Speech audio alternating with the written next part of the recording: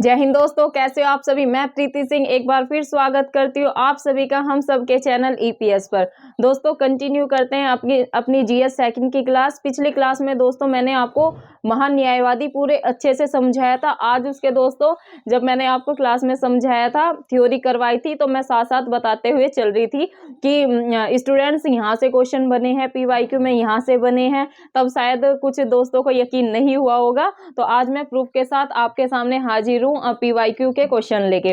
दोस्तों मेरे 23 लेक्चर मतलब कि 23 लेक्चर ऑलरेडी जीएस सेकंड जो कि है भारतीय राज्य व्यवस्था जो हम कर रहे हैं स्टेट लेवल पीसीएस के लिए, तो वो ऑलरेडी कवर हो चुके हैं। जो मेरे साथ नए विद्यार्थी जुड़े हैं और शायद वो समझेंगे कि ये मैम की पहली क्लास है, तो दोस्तों ऐसा नहीं है। पहले मैं 23 लेक्चर ऑलरेडी कवर करा चुकी हूँ, तो आप वे जाके मेरे चैनल ईपीएस बाय प्रीति सिंह पर देख सकते हैं। प्लेलिस्ट मिल जाएगी, ढूंढने में कोई दिक्कत नहीं होगी। तो दोस्तों कंटिन्यू करते हैं आज की अपनी क्लास एक प्यारे से कोट के साथ कि मंजिल चाहे कितनी भी ऊंची क्यों ना हो, कि मंजिल चाहे कितनी भी ऊंची क्यों ना हो, लेकिन जो रास्ते होते हैं वे हमेशा ही पैरों के नीचे होते हैं। तो दोस्तों इस कोट से तात्पर्य ये है कि मंजिल चाहे कितनी कठिन क्यों ना हो, कितनी ऊंचाई पर क्यों ना हो, लेकिन जो रास्ते होते हैं वे तो अपने पैरों के नीचे ही होते हैं। दोस्तों इसका तात्पर्य यही है कि जैसे अगर हमें मंजिल को पाना है, अगर हमारा लक्ष्य बड़ा है, तो उसके लिए हमें मेहनत भी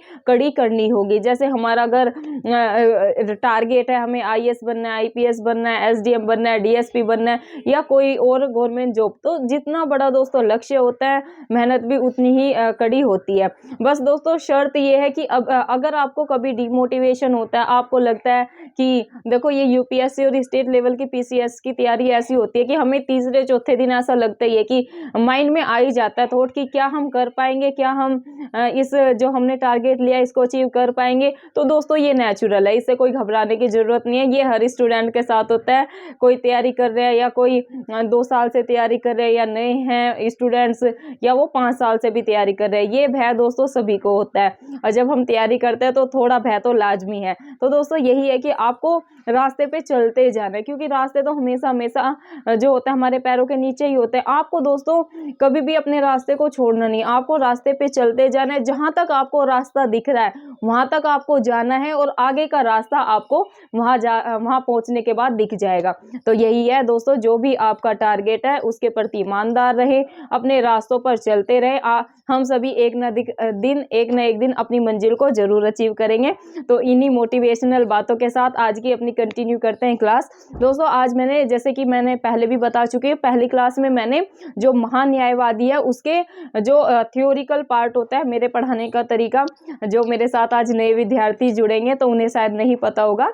दोस्तों पहले मैं क्या कराती हूँ, पहले मैं कोई भी टॉपिक की थ्योरी कराती हूँ, चाहे वो मैंने राष्ट्रपति कराया हो, चाहे वो मैंने भारत की संविधान की प्रस्तावना कराई हो, चाहे मौलिक अधिकार कराए, जो भी मैंने टॉपिक आज तक 23 लेक्चर लिए, जितने भी टॉपिक मैंने आपको कवर कराए, पहले मैं दोस्तों थ्योरी ही कराती हूँ। अगर दोस्तों हम थ्योरी को अच्छे से समझ लेते हैं तो हमें ऑब्जेक्टिव लगाने बहुत आसान होते हैं। और आधी चीजें तो मैं साथ साथ आपको बताती हुई चलती हूँ कि दोस्तों यहाँ से क्वेश्चन बने, क्योंकि मैं ऑलरेडी पीवाईक्यू अपने यूपीपीसीएस के दोस्तों 5 साल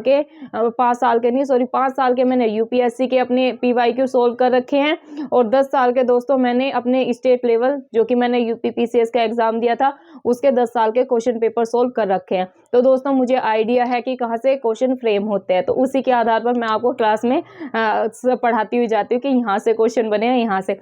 आज देखो आपके सामने प्रूफ के साथ दिखाऊंगी कि कहाँ कहाँ से क्वेश्चन बने हैं। दोस्तों आज का टॉपिक है हमारा अपना, जैसे कि पिछली क्लास में कंटिन्यू कराया था, महान न्यायवादी। दोस्तों महान न्यायवादी की थ्योरी हम अच्छे से पढ़ चुके हैं कि भारत का सर्वोच्च विधि अधिकारी कौन होता है, ये महान न्यायवादी होते हैं। इनकी नियुक्ति होता है वो कौन करते हैं। तो आज मैं क्वेश्चन के फॉर्म में कि किस किस स्टेट लेवल के पीसीएस में ये क्वेश्चन पूछे गए हैं वो आपको कराऊंगी। दोस्तों जैसे कि पहला ही क्वेश्चन है, भारत सरकार को कानूनी विषयों, क्या दोस्तों, भारत सरकार, आपको क्वेश्चन को दोस्तों अच्छे से समझना है और मेरी कक्षा में दोस्तों ऐसा नहीं समझना कि मैडम डांटती है, मैं कोई ऐसे खड़ूस टीचर नहीं बनने वाली। मैं अपने दोस्तों जो मेरे स्टूडेंट होते हैं उन्हें एकदम फ्रेंडली तौर पर ट्रीट करती हूँ, मतलब फ्रेंड जैसा ही रिश्ता है हम सबका, कि आप मेरे से भी बहुत कुछ सीखते हैं और मुझे भी आप लोगों से बहुत कुछ सीखने को मिलता है। तो हम ऐसे ही अपनी पढ़ाई को कंटिन्यू करेंगे। तो बस शर्त ही है दोस्तों, आपको पेन पेपर लेकर बैठना है, ताकि जो मैं एक्स्ट्रा चीजें बताऊं वो आप साथ साथ नोट करते हुए चलें और आपके नोट्स तैयार होते चलें।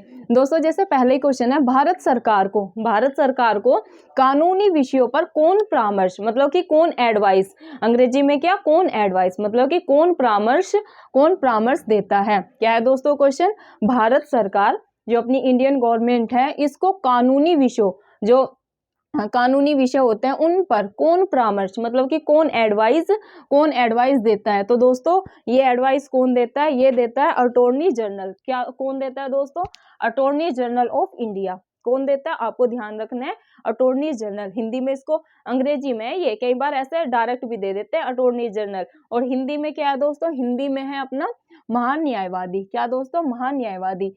आपको ये ध्यान रखना है कि अटॉर्नी जनरल को हिंदी में महान्यायवादी कहते हैं और अंग्रेजी में क्या कहते हैं, महान्यायवादी को अटॉर्नी जनरल। तो दोस्तों ये क्वेश्चन देखो, 49th बीपीएससी सन 2000 में जो एग्जाम हुआ था बीपीएससी का, 49th बीपीएससी का, उसमें ये क्वेश्चन डायरेक्ट पूछा गया। क्वेश्चन क्या है, अगेन रिपीट कर रही हूँ कि भारत सरकार को कानूनी विषयों पर परामर्श कौन देता है। तो दोस्तों या तो ये आएगा कि भाई महान्यायवादी देता है या अटॉर्नी जनरल। तो आपको दोनों ही ध्यान रखना है, मतलब वही है महान्यायवादी, ये अंग्रेजी में वो हिंदी में है, तो अटॉर्नी जनरल देता है। अब दोस्तों मूव करते हैं नेक्स्ट क्वेश्चन पे, जो कि है कौन राष्ट्रपति के प्रसाद पर्यंत अपना पद धारण करता है।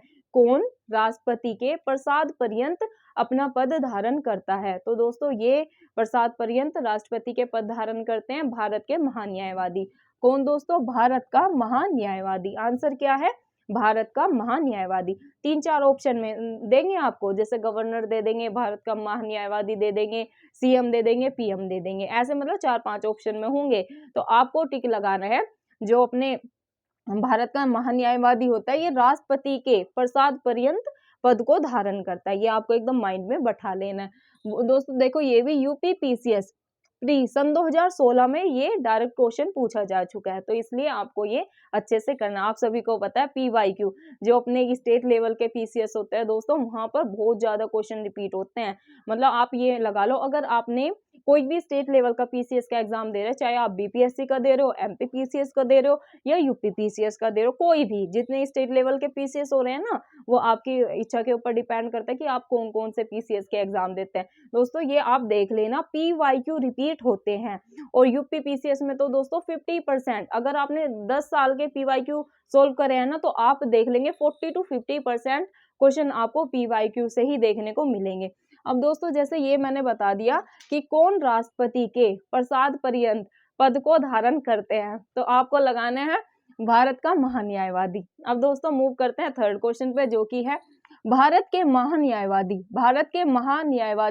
को, या तो ऐसे आएगा भारत के महान्यायवादी को कौन नियुक्त करता है, या सेकंड तरीके से दोस्तों मैं हमेशा बोलती हूँ, जो एग्जामिनर है ना वो आपके माइंड के साथ खेलेगा, वो क्या करेगा, क्वेश्चन का टाइप को चेंज कर देगा, क्वेश्चन वही होगा। अब देखो मैं इसको आपको 2 तरीके से समझाऊंगी। पहला क्या है, भारत के महान्यायवादी को कैसे नियुक्त किया जाता है, तो कैसे नियुक्त किया जाता है, राष्ट्रपति के द्वारा नियुक्त किया जाता है। सेकंड टाइप से कैसे बनेगा कि जो भारत के महान्यायवादी है इनको नियुक्त कौन करता है, भारत का जो महान्यायवादी है इनको नियुक्त कौन करता है। तो दोस्तों फोकस, मैं हमेशा बोलती हूँ ना, आपको फोकस करना है की पॉइंट पे, कि भाई जो भारत का महान्यायवादी है इसकी नियुक्ति की बात हुई है। और प्रीति मैम ने तो चीख चीख के बताया कि भाई नियुक्ति तो करते हैं अपने राष्ट्रपति, बस राष्ट्रपति और नियुक्ति ध्यान रखना है, महान्यायवादी की नियुक्ति आ जाए तो आपको राष्ट्रपति ही लगाना है, फिर चाहे वो क्वेश्चन की लैंग्वेज को कैसे ही चेंज करे। 2 की पॉइंट है इसमें, भारत का महान्यायवादी, सेकंड है नियुक्ति।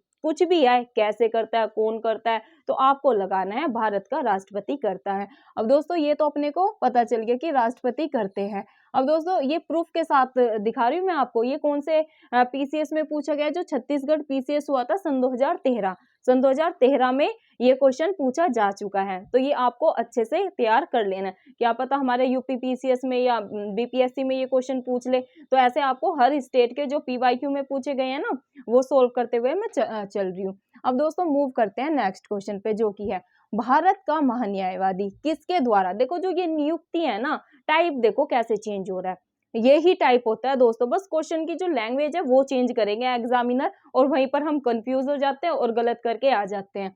देखो क्या है क्वेश्चन, भारत का महान्यायवादी किसके द्वारा नियुक्त किया जाता है। जो भारत का मतलब इंडिया का अटॉर्नी जनरल ऑफ इंडिया है, मतलब भारत का अटॉर्नी जनरल ऑफ इंडिया है, वो किसके द्वारा नियुक्त किया जाता है। अब मैं इसको आपको ऑप्शन के थ्रू समझाने जा रही हूँ।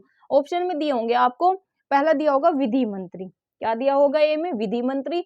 सेकंड में दिया होगा भारत के राष्ट्रपति, सी में दिया होगा आपको लोकसभा के अध्यक्ष, डी में दिया होगा पीएम। और अपने बीपीएससी में कैसे पूछते हैं, एक ई ऑप्शन और होता है, वो कैसे होता है कि उपयुक्त में एक से अधिक। अब देखो ये बीपीएससी में ही क्वेश्चन सन 2018 में प्री में पूछा जा चुका है। क्या है क्वेश्चन, भारत का महान न्यायवादी किसके द्वारा नियुक्त किया जाता है।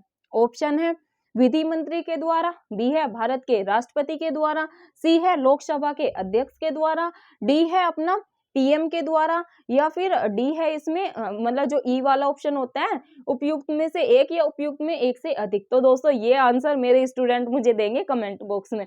आपने पिछली क्लास में भी आंसर नहीं किए थे, तो ये क्वेश्चन आप मुझे इसका आंसर आप मुझे कमेंट बॉक्स में बताएंगे कि जो अपने भारत के महान्यायवादी होते हैं ये किसके द्वारा नियुक्त किए जाते हैं। ये मैं समझा चुकी हूँ, तो आंसर तो आप दे ही देंगे। तो ये सभी स्टूडेंट मेरे कमेंट बॉक्स में रात तक आंसर मेरे को मिल जाने चाहिए। मूव कर, इससे मुझे पता चलेगा कितने स्टूडेंट मेरी वीडियो को लास्ट तक देख रहे हैं, कितने एक्टिव है क्लासेस को लेकर।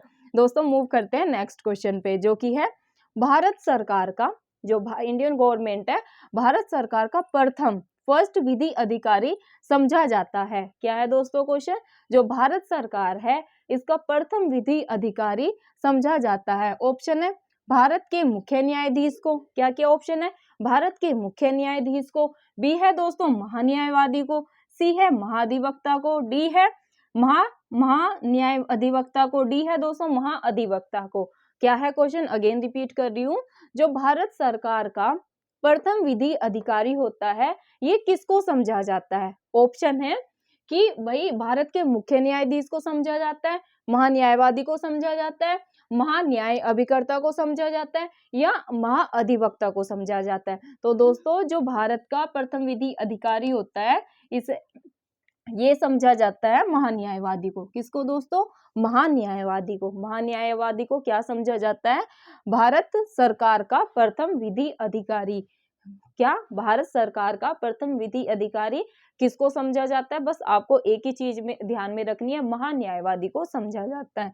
मूव करते हैं दोस्तों नेक्स्ट क्वेश्चन पे, जो कि है भारत, ये भी दोस्तों देखो विधि अधिकारी से 100% आपको स्टेट लेवल के पीसीएस में पक्का क्वेश्चन को देखने को मिलेगा, क्योंकि ये दोस्तों महान्यायवादी का कि भाई इसको नियुक्ति कौन करते हैं, प्रथम विधि अधिकारी कौन समझा जाता है, और जैसे ऑप्शन होंगे ना अभी आपको बहुत ईजी लगेगा ये कि भाई मैडम ने तो बता रखा है महान्यायवादी। लेकिन दोस्तों जब आप एग्जाम हॉल में होंगे ना, एग्जाम हॉल का दोस्तों मैं हमेशा बताती हूँ प्रेशर ऐसा होता है ना, जो आपने इतनी बार पढ़ रखा होता है ना और आपके टिप्स पे होता है, आप वो भी गलती करके आ जाते हैं, क्योंकि अभी तो इजी लग रहा है, लेकिन जब आप ऑप्शन देखोगे ना दो को तो एलिमिनेट कर दोगे। अब जैसे ये था भारत सरकार का प्रथम विधि अधिकारी समझा जाता है, तो आप इसको तो एलिमिनेट कर दो कि भाई मैडम ने बताया था महान्यायाधिवक्ता तो होता नहीं, करता तो होता नहीं, महाधिवक्ता को भी हटा दोगे।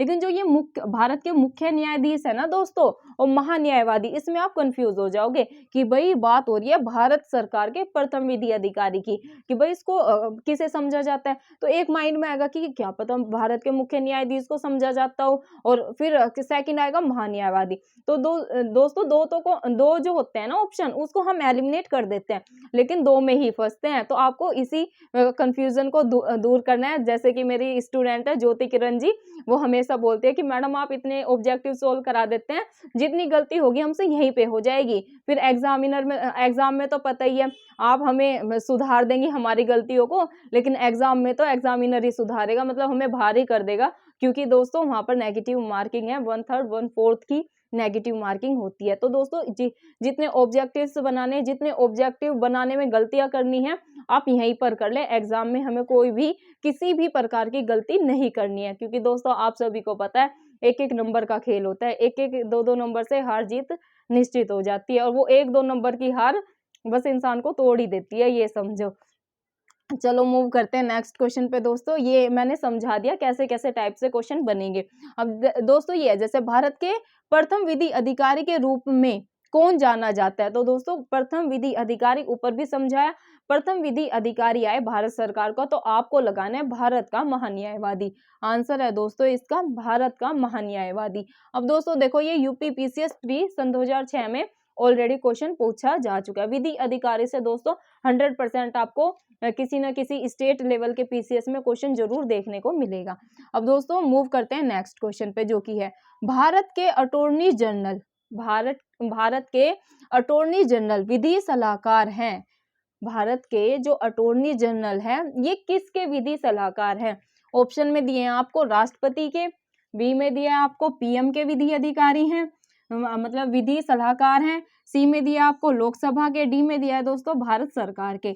अगेन दोस्तों क्वेश्चन को समझिएगा, भारत के अटॉर्नी जनरल विधि सलाहकार है किसके? राष्ट्रपति के, सेकंड है पीएम के, थर्ड है लोकसभा के, और डी है भारत सरकार के। दोस्तों ये क्वेश्चन यूपी पीसीएस मेंस सन 2008 में ऑलरेडी पूछा जा चुका है। तो दोस्तों इसका आंसर है भारत सरकार के। क्या क्वेश्चन है दोस्तों? भारत के अटॉर्नी जनरल विधि सलाहकार हैं। तो दोस्तों जो भारत के अटॉर्नी जनरल होते हैं ये विधि सलाहकार होते हैं भारत सरकार के, ये आपको ध्यान रखना है। मूव करते हैं दोस्तों नेक्स्ट क्वेश्चन पे, जो कि है भारत सरकार के मुख्य विधि परामर्शदाता है। ऐसे क्वेश्चन और डैश दे देंगे आपको कि कौन है। जो भारत सरकार है, भारत सरकार के मुख्य, फोकस करने आपको मुख्य पूछा है, मुख्य विधि सलाहकार हैं। तो दोस्तों ये है अटॉर्नी जनरल ऑफ इंडिया। क्या कौन दोस्तों? Attorney general of India. अगर आपसे पूछे क्वेश्चन में कि भारत सरकार के मुख्य विधि सलाहकार हैं तो आपको लगाना है attorney general of India. Move करते हैं दोस्तों नेक्स्ट क्वेश्चन पे, जो कि है निम्नलिखित में किसे संसद को संबोधित करने का अधिकार प्राप्त है? आपको चार ऑप्शन देंगे। क्या क्वेश्चन है? निम्नलिखित में किसे संसद को, जो पार्लियामेंट है, उसको संबोधित करने का अधिकार है? अब ऑप्शन को पढ़ना है अच्छे से।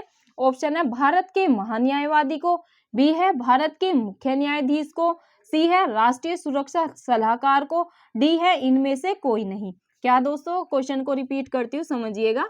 संसद को संबोधित करने का अधिकार प्राप्त है। संसद को संबोधित करने का अधिकार किसको प्राप्त है? भारत के महान्यायवादी को प्राप्त है, भारत के मुख्य न्यायाधीश को प्राप्त है, राष्ट्रीय सुरक्षा सलाहकार को प्राप्त है, या फिर इनमें से कोई नहीं। दोस्तों ये यूपी पीसीएस प्री सन 2011 में क्वेश्चन पूछा जा चुका है। तो इसका आंसर है भारत के महान्यायवादी को संसद को संबोधित करने का अधिकार प्राप्त है। भारत का जो महान्यायवादी होता है, मुख्य नहीं लगाना, मुख्य पे पहले ही कट कर देना है, इसमें कंफ्यूजन होगा आपको भारत के मुख्य न्यायाधीश में और भारत के महान्यायवादी में। तो दोस्तों मुख्य न्यायाधीश को तो पहले ही कट मार देना कि भाई ये तो नहीं है, आपको लगाना है भारत के महान्यायवादी पर टिक। मूव करते हैं दोस्तों आज के लास्ट क्वेश्चन पे, जो पीवाईक्यू में पूछा गया था। ये है दोस्तों संसद के किसी भी सदन, अब मैंने आपको बताया संसद के कितने सदन होते हैं। संसद के दोस्तों 2 सदन होते हैं, लोकसभा और राज्यसभा। अगर आए कि संसद के कितने सदन होते हैं तो आपको लगाना है लोकसभा और राज्यसभा। लेकिन अगर ये पूछ ले जो संसद है वो किससे मिलकर बनी है, तो दोस्तों आपको लगाना है जो अपनी पीसीएस में दोस्तों डायरेक्ट यहाँ से क्वेश्चन बना है। अगर आ जाए संसद के कितने सदन है तो आपको 2 ही लगाना है, लोकसभा और राज्यसभा। राज्यसभा दोस्तों अपना स्थायी सदन होती है और लोकसभा अस्थायी होती है। मतलब कि लोकसभा को भंग किया जा सकता है लेकिन राज्यसभा को भंग नहीं किया जा सकता। ये जब हम संसद का टॉपिक करेंगे ना तो पूरा अच्छे से इनके कितने मेंबर होते हैं, लोकसभा में कितने होते हैं, राज्यसभा में कितने होते हैं, स्थायी सदन कौन सा है, अस्थायी सदन कौन सा है, वो मैं तब एंग्लो इंडियंस का क्या रोल है ये सब तब समझा दूंगी। अभी संसद की बात हो रही है तो बता रही हूँ, संसद के 2 सदन है, लोकसभा और राज्यसभा। और अगर पूछे कि संसद किससे मिलकर बनी है, ये जो किससे मिलकर बनी है दोस्तों, पीसीएस में क्वेश्चन पूछा गया, तो संसद मिलकर बनी है राष्ट्रपति से, लोकसभा से और राज्यसभा से। तो ये आपको ध्यान में रखना है। अगर आ जाए कि जो अपनी संसद है वो किससे मिलकर बनी है, संसद किससे मिलकर बनी है, तो दोस्तों आपको लगाना है जो संसद है ये राष्ट्रपति से, राष्ट्रपति,